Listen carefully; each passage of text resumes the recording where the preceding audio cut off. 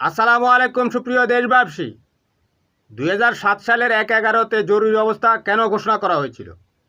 কারণ সেই সময় শেখ হাসিনা লগি বৈঠা দিয়ে মানুষ হত্যার নির্দেশ দিয়েছিল। 28 অক্টোবর 2006 সাল থেকে 1/11-2007 সাল জানুয়ারি মাস পর্যন্ত এই হত্যাযজ্ঞ চলেছিল। সারা বাংলাদেশের ব্যবসা বাণিজ্য, বিদেশি আমদানি রপ্তানি সব বন্ধ হয়ে পড়েছিল।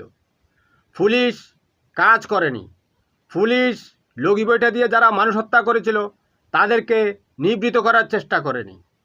এই কারণে দেশের মধ্যে বিশৃঙ্খলা চলছিল।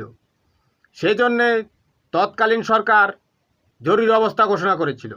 এছাড়া শেখ হাসিনা ডক্টর KM হাসানকে, যিনি প্রধান বিচারপতি, যিনি কিনা তত্ত্বাবধায়ক সরকারের প্রধান হওয়ার কথা ছিল, শেখ হাসিনা তাকে মানেনি। কিন্তু শেখ হাসিনা গদিতে বসার পর সে নিজেই নিরপেক্ষ এবং তত্ত্বাবধায়ক সরকার